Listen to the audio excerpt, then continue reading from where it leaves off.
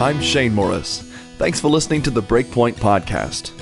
COVID-19 is real, and it's deadly, not only to lives, but to livelihoods. As political leaders, and everyone really, struggle to decide when and how to open up the economy again, what questions do we need to ask? How do we weigh the physical and financial risks, individual liberties, and government power? Today on the Breakpoint Podcast, John Stonestreet and Mike Sharrow, President and CEO of the C12 Group, the nation's largest network of CEOs, business owners, and executives, discuss these vitally important and extraordinarily divisive problems from a Christian worldview perspective. Here are John Stonestreet and Mike Sharrow.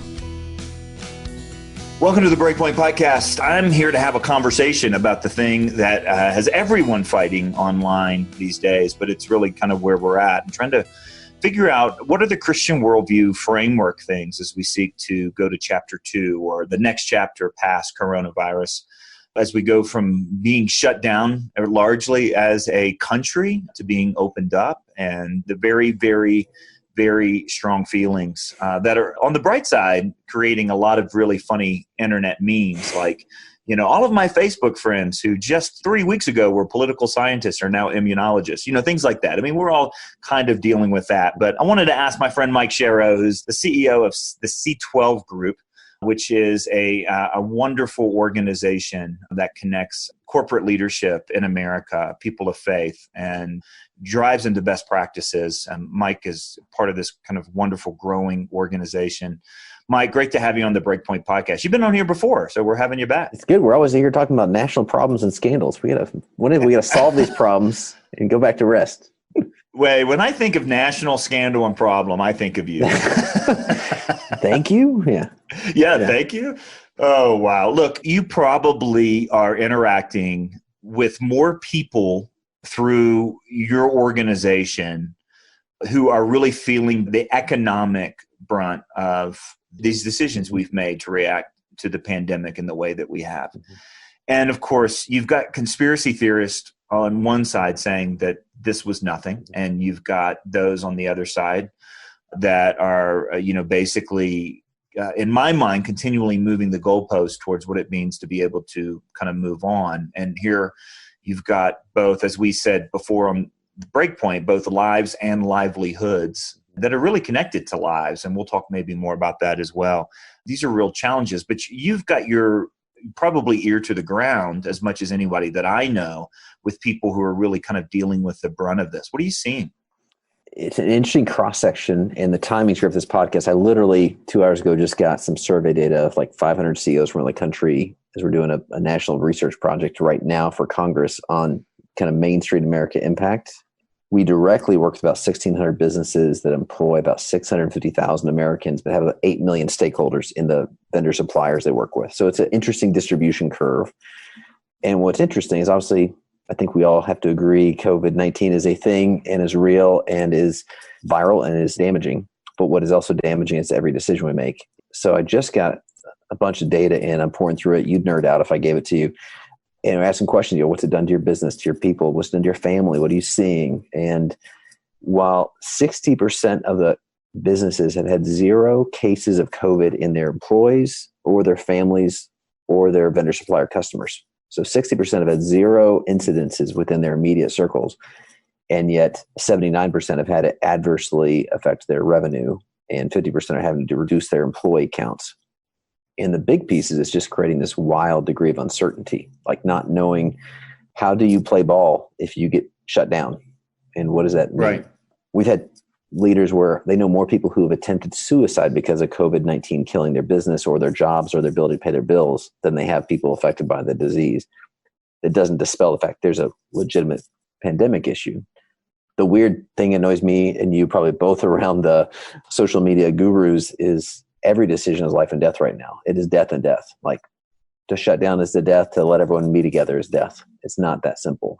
Yeah, you would hope that something like this could kind of carry forward without being infected by the partisan divide that has really become the characteristic defining our country for the last however many years. Mm-hmm. But we finally crossed over into that, I'd say probably a good 2.5 weeks ago.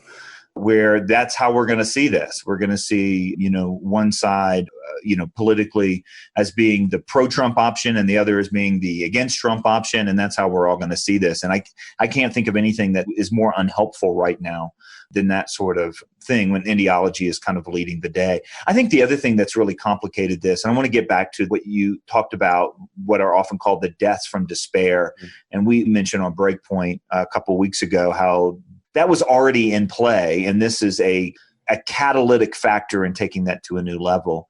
I want to, and I just completely lost the train of thought where I was going with this. So let's go back to that point right there. Okay. I was going somewhere there that was going to be really helpful, but I talked too much. That is a factor, though. I mean, the loneliness, the isolation, the social isolation was already part of an American experiment. And this is something that I think was necessary, social distancing or however you want to put it. But at some point, it does begin to take the problems that we have and make them worse. It's really hard to make broad brushstroke policy decisions managing a pandemic when you've got unequal transmission situations, unequal exposure. I think even in New York, a CEO outside of Albany saying there's not a case within 200 miles of where his business is, and yet the entire school district is shut down because of what is D-Day, it was ground zero, round two in New York City. So what is true there was not true up the road in Albany, and yet all things are shut down equally.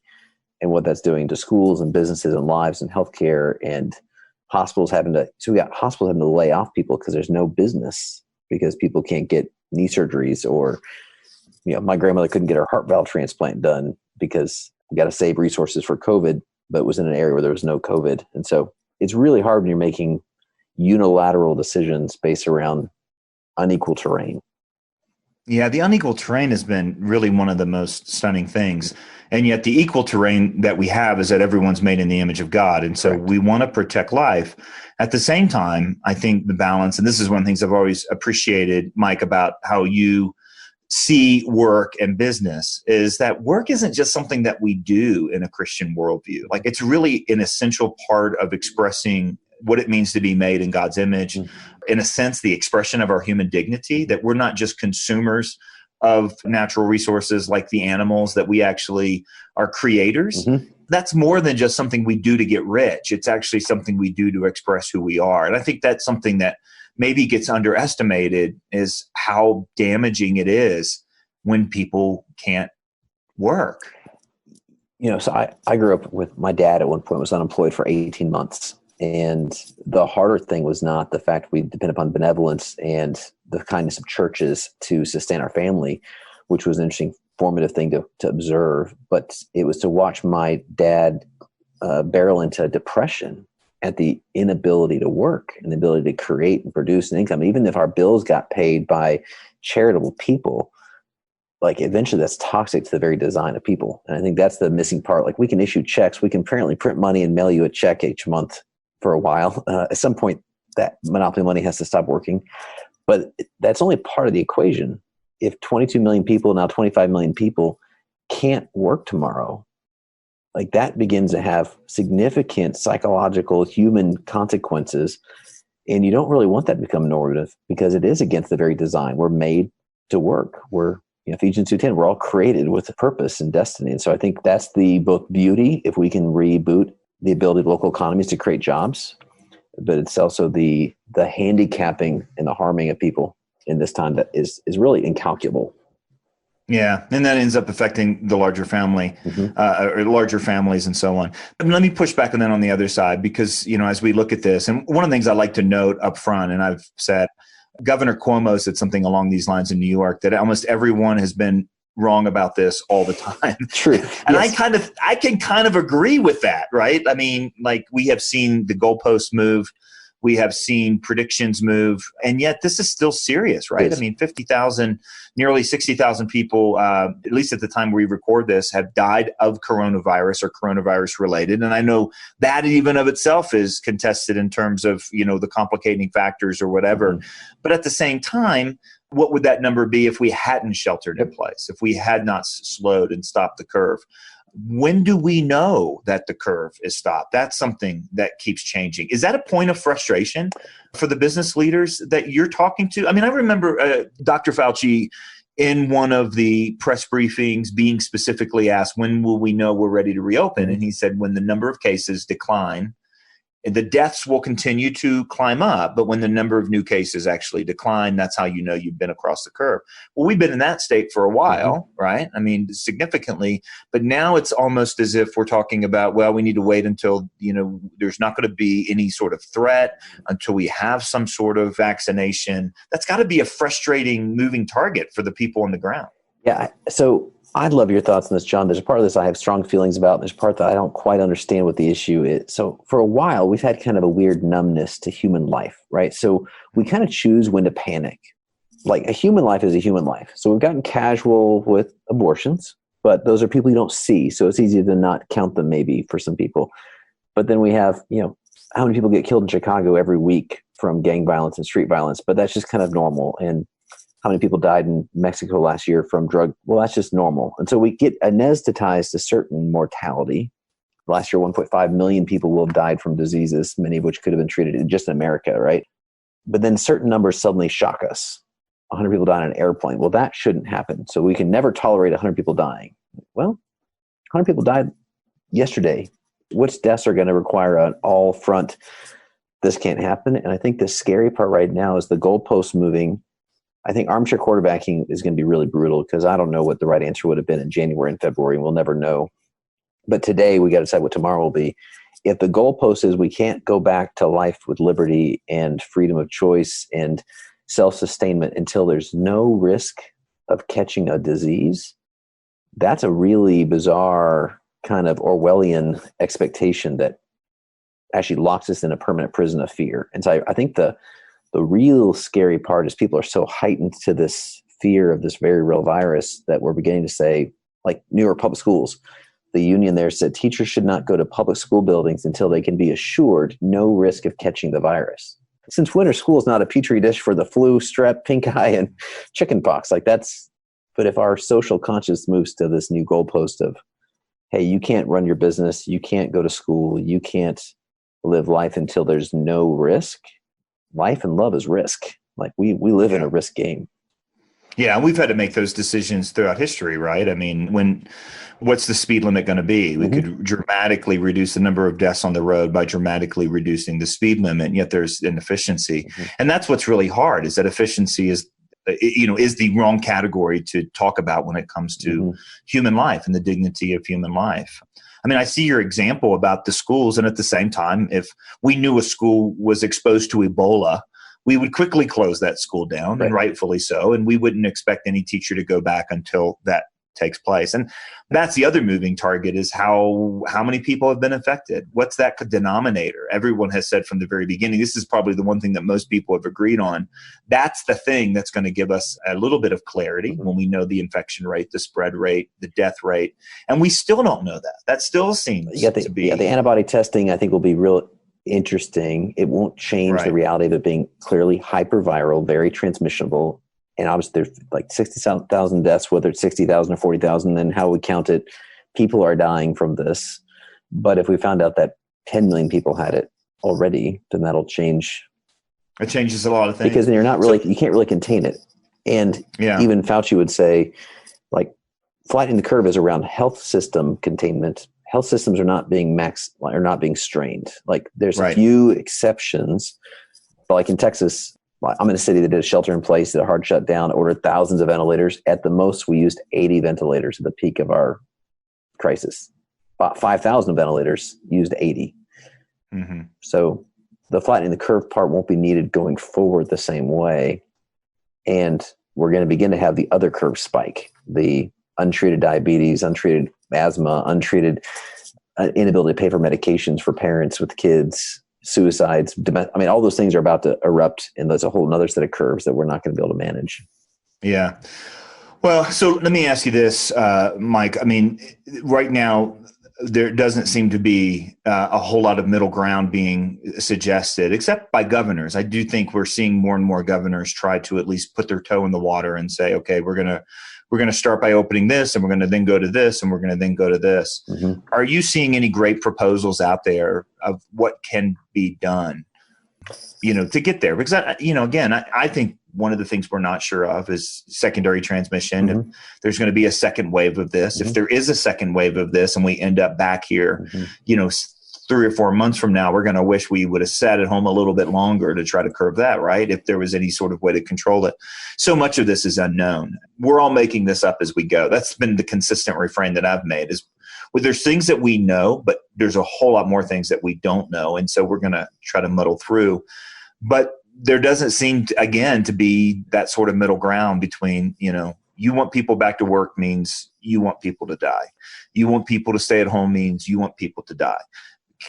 None of us want people to die. How do we move forward? There's a great book, I don't know if you've read it, called The Polarity Management by Dr. Barry Johnson out of the University of Toledo. And he argued that whenever you find yourself arguing against, strong poles, it's probably a tension polarity to manage versus a problem to solve. And the problem is polarity issues typically have good basis and downsides. And so when you feel the downside of a pole, you cling to the positive of the other. And then you drift down and you end up in this tug of war. And so I think the tertium quid reality is it's not so binary. It's not a do whatever you want and walk down until we're safe. We have to figure out this adjudicated messy middle. And I think part of the encouraging part, I don't remember a time where states and the sovereignty of states has really been a conversation piece for so many weeks in our country.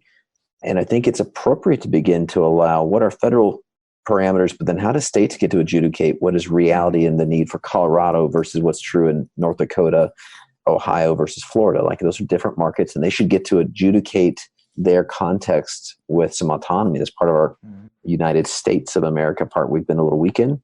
I think the challenge of freedom with responsibility and how do you put, like in my state, Texas, we're in our phase 1 right now. And the governor was getting attacked because he was allowing a freedom of choice that a person should get to stay home if they don't feel safe, but that they're not going to be mandated to stay home, that they can go out. And a business can open, but the business has to be able to demonstrate, adequate commercial cleaning and social distancing and occupancy rates and some precautionary things. And hey, if your business can't, you may choose to stay shut down. If you can, live these guidelines. Like we need to kind of encourage this American responsibility and the sense of liberty that there's this shared risk and shared freedom stewardship. And if I punt that and say, no, I can't have freedom until it's guaranteed, that's really not what our American experiment was based upon. So I think it's actually a chance to go back to that fundamentals of our country. It is. And that's what's interesting. It's been interesting to watch even some, more progressive governors like ours here in Colorado actually give a great deal of authority, not only seize it within the state, but also county by county and city by city. Mm-hmm. And so it's been interesting to kind of watch that.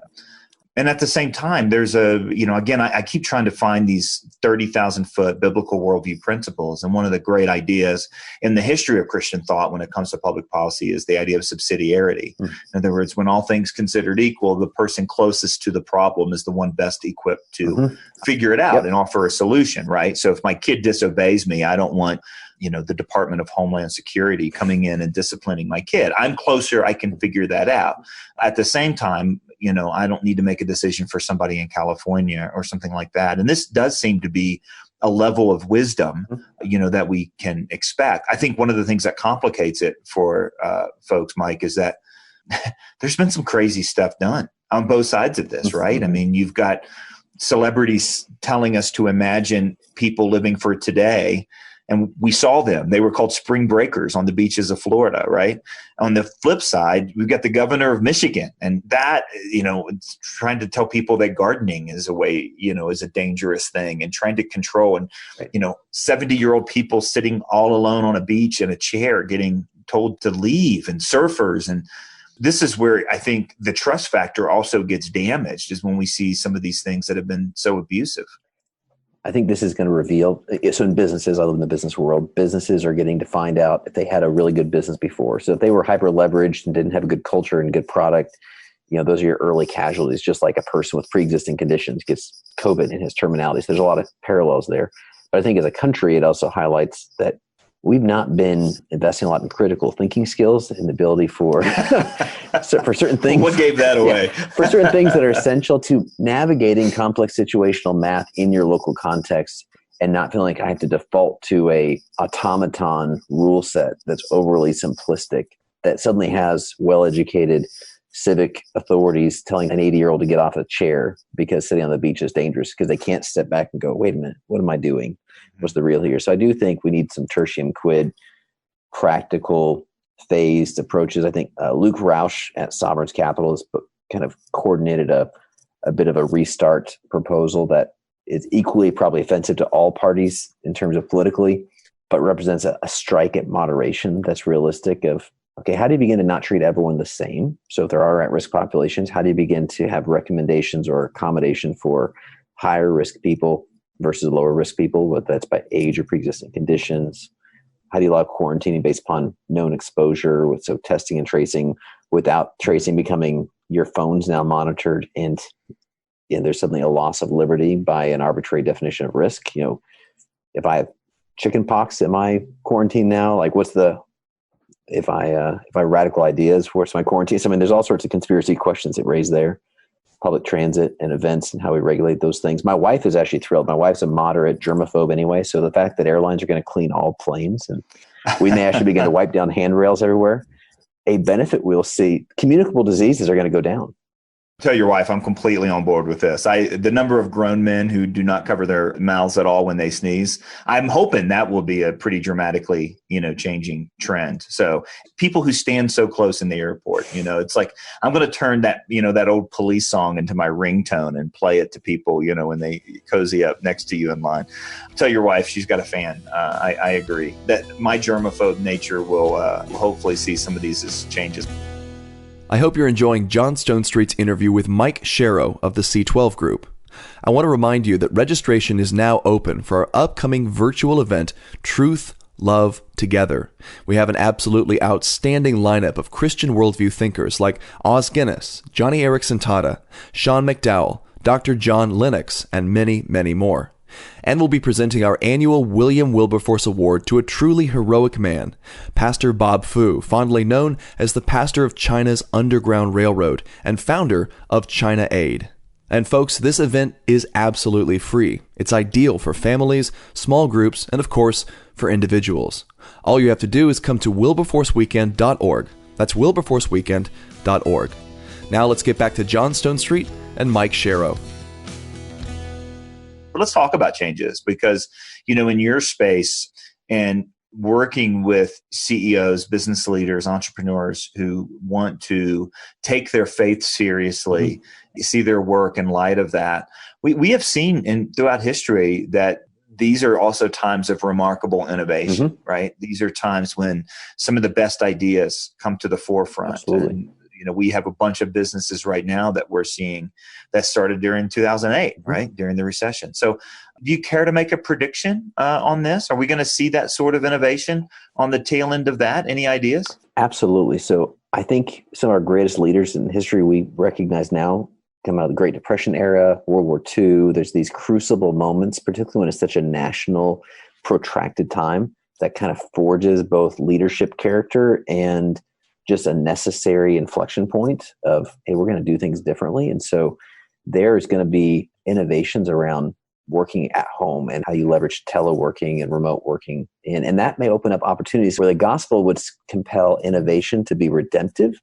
Would be like in Austin, Texas, a furniture store that began making PPE and realized, okay, we're going to make gowns and face masks and all that kind of stuff, and began actually going, okay, who are the most vulnerable in my city that I could actually focus on leveraging at-home work to create jobs for, and actually began to focus on people coming out of incarceration, so ex-cons, people coming out of halfway houses and shut-ins and single parents, and began actually focusing on how do I actually make my goal not just to create a widget and cover my overhead, but can I create this work to be meaningful and actually target the least employable in my community who are the most vulnerable.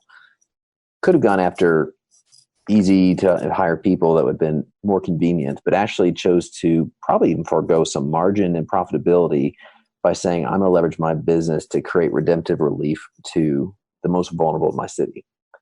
It wouldn't have done that if you could have just kept making furniture. So crisis forced a change, but they went, how do we actually do something we weren't doing before better?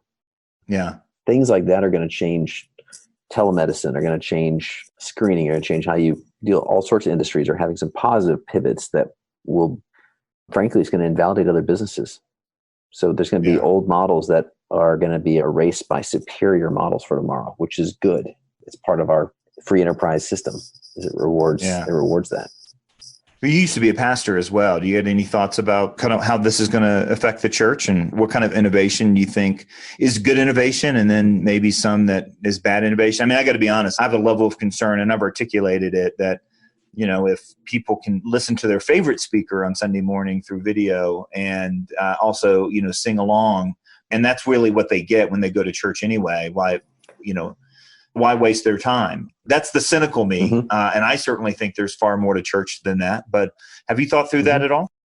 So a friend of mine, Will Mancini, has been a partner to a lot of denominational leaders right now, thinking through things. And he made some interesting statements. He said he felt for 10 years, teaching and worship have been a commodity that churches have wrongly thought is their core offering. But the reality is, in today's media world, I can get the best teaching of my preference at any point in time, and I can dial into the best worship music style of my preference 24/7. So if you're competing on a teaching and a song, you got some steep competition.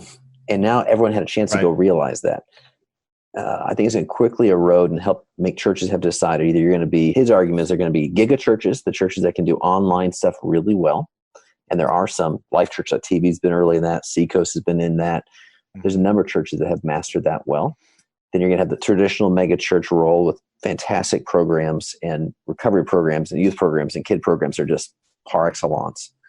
But if you're not in those buckets, it's really going to come down to, are you actually a missional community? Like, what about being connected here is actually part of drawing me into a sacramental life of formation in Christ, where it's not about the teaching and worship, that those things are part of our liturgy of life, but it's actually, I would not be catalyzed in my walk with Jesus, and we would not be fulfilling the Great Commission together if we were not gathering together. And if you don't have that, the other things have been commoditized.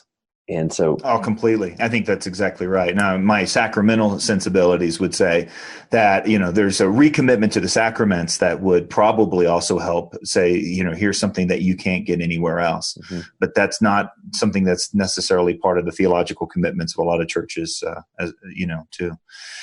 Well, look, it's been an interesting conversation. I wanted to talk to you just about all of this and just kind of have this conversation out loud. I struggle because I think that there's no price tag at all that you can ever put on a human life. And at the same time, when the choices that we're making are, in fact, putting a price tag in the opposite direction on a human life, this is kind of where we find ourselves. And I really appreciate, Mike, that you understand that work is not a necessary evil, that what you're talking about in terms of economic realities isn't just this thing that we can set aside, in a celebrity singing Imagine sort of way. Like, imagine there's no money. Like, okay, that'd be great. But, this is the idea of work is central to who we are as human beings. This isn't part of our life. It's not just kind of a part of our life that we can set aside. It's a central and core part of who we are. And these are really challenging times.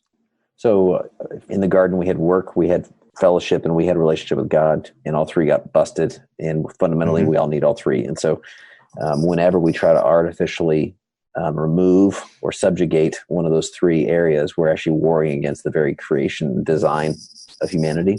And societally, we're wrestling with that right now. The reality is we put value on human life every day. So right now, the U.S. government put a value of $30 million on every casualty. That was the ratio of federal spending to casualty of COVID so far. That's profound, but it's going to keep compounding. And so there are not simple answers to this. We're in a mess. We're going to figure some things out, but there's got to be individual responsibility and local responsibility and a renaissance of what does the fact that life is risk, love is risk. As Christians, we're called to risk for the gospel. And our number one goal is not bunker survival. Mm-hmm. And I think that's a danger if we succumb to a survive at all costs. It's actually live and love at all costs. All right, I'm going to give you the last word here. My guest today has been Mike Sharrow, President and CEO of the C12 Group. Mike works with thousands of business leaders across America in helping them work everything from strategic development to integration of faith and work and everything in between, missional living as corporate leaders. What are the 3 or 4 things you're telling the small business leaders and business executives that you work with? What are you telling them look, I don't know necessarily what the right answer is here, but here are the things that are non-negotiable. What are the non-negotiables that you think we need to hold on to as a people to think well? In other words, it's one thing to make the right decision. I think what we both said is it's hard to read into a crystal ball. I mean, I think I know what a better decision is than what we're making, but what are the things that we know we must hold on to as followers of Jesus at this time? Give us that last kind of word of exhortation. Yeah, I'd say so.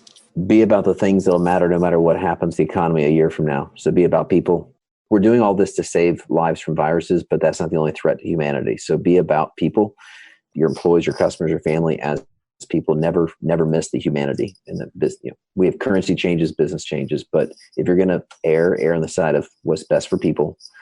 Faith, perfect love casts out fear. And so if you're operating out of fear, you will always be making a flushed decision and there'll be regret. So figure out how to get above the noise, not ignore the risk, but make calculated risk decisions. Be about asking what is salt and light of shaping the reality. Like stop whining, complaining about what's lost. Like yesterday's gone, the water, spilt milk. We are going into a new reality. Shape it, anticipate it, be part of standing up structures that are going to be the resilient tomorrows. And so if you believe God, we're created in the image of God, leverage the body principle that the team you've got, the friends you've got, how do we collectively have the full leverage of gift sets and abilities? Don't try to be a vigilante on your own. That's good. Mike, where can people find you online? You can go to c12group.com, c12group.com across the U.S., South America, and Asia. All right. That's great. You guys do such great work and so grateful for your leadership, Mike.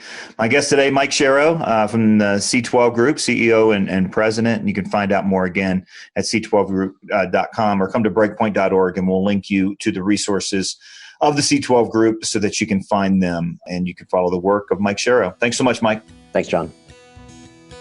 Thanks, everyone, for listening to the Breakpoint Podcast.